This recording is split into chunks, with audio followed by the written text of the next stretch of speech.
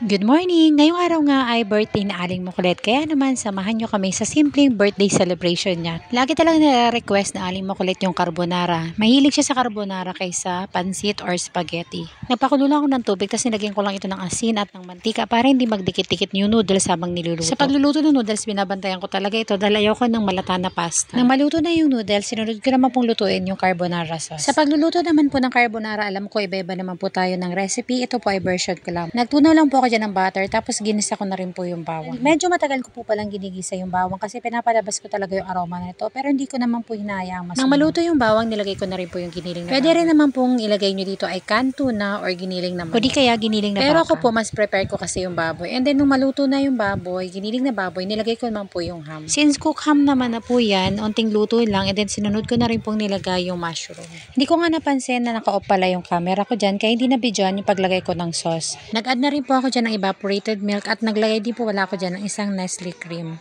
Tapos sinalo-halo ko lang po, and then nag-add po ako ng paminta. At para mas creamy at cheesy, naglagay po ako dyan ng quick melt cheese. Haluin lamang po mabuti para mag-incorporate lahat ng ingredients na nilagay natin at para matunaw din po yung cheese na in-add po natin. Para mas lalong sumarap, naglalagay po ako dyan ng oregano at basil leaves. At ayan, konting pakulo na lang at halo-halo nito. Pwede na patayin yung kalan dahil luto na ang ating carbonara sauce. Nagpahinga lang ako saglit, tapos naligo na rin kasi aalis ako. Pupunta ako ng bayan kasi pipick upin ko yung in-order kong handa ni Aling Makulit. Sobrang ngarag na talaga ako ng time na to dahil kinahaponan naman ay yung graduation ni Aling Makulit sa Kiddie Crew Workshop sa McDonald's. Naghintay pa nga ako ng mga 15 minutes kasi hindi pa luto yung pagkain na in-order ko. Tapos pagkatapos nun, pagkakuha ko ng order, umuwi na rin naman ako agad. Pagkarating ng bahay, naabutan ko naman sa Aling Makulit na nanonood ng cellphone at nakaligo na rin. Dumating na rin pala yung in-order namin bibingkang kalamay at lumpiang sariwa. Tapos namili rin ako ng leche plan doon sa nadaanan ko sa may gasolinahan. Dahil bagong luto nga lang yung pagkain in-order ko, pinasingaw ko na muna ito kasi baka mapanis. Mamayang hapon pa kasi yung mga bisita na Aling Makulit. At para naman sa cake na Aling Makulit, one day before ng birthday niya, in-order na namin ito kasi ayoko na talagang magahol nung araw na yun kasi nga sumabay nga yung birthday niya sa graduation ng Kiddie Crew Workshop sa McDonald's. Kaya naman kasama ko si Aling Makulit namili ng cake na yan at siya ang namili niya. Nagpabili pa nga siya dyan ng cupcakes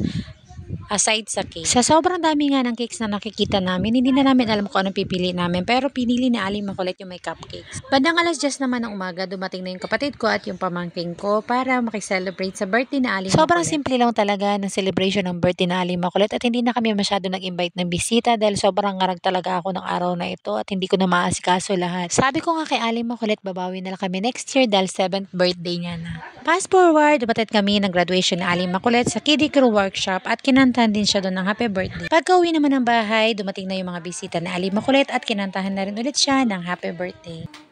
Happy birthday, Yumi! Happy birthday, happy birthday, happy birthday, Yumi!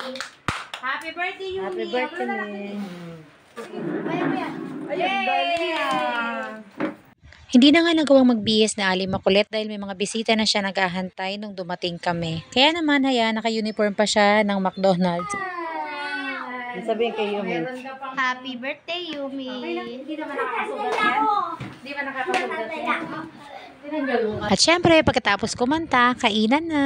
Kain po tayo. Thank you po sa mga pumunta, sa mga classmate ni Yumi at sa mga kapitbahay namin, na mga pinsan niya. Thank you sa pagpunta.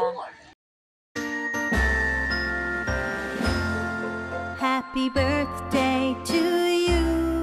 Happy birthday to you. Happy birthday, dear Yuki-kun. Happy birthday to you. Happy birthday to you. Happy birthday to you.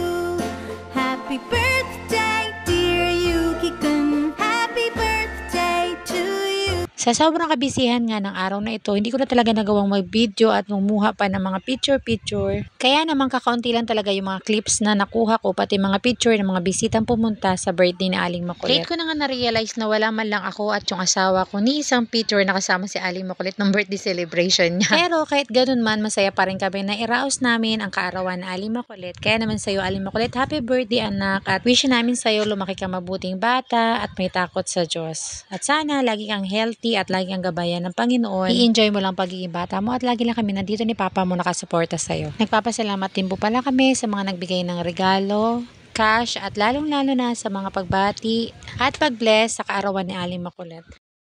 Napabigyan sana sa'yo pera kay Ellie. Ah, hindi naman. Buksan mo nga ito, Papa. Dali, open mo. Hindi pa rin. Oh, ba't tayo tumatak? Ako lang, Fruit Pills lang. Ay, ang dami. Alam na ako. Nak, may nalaglag pa isa, nak. Dami. 1, 2, 3, 4, 5. 1,000, oo nga. 17, 18, 19, 20, 21. Hawakan mo.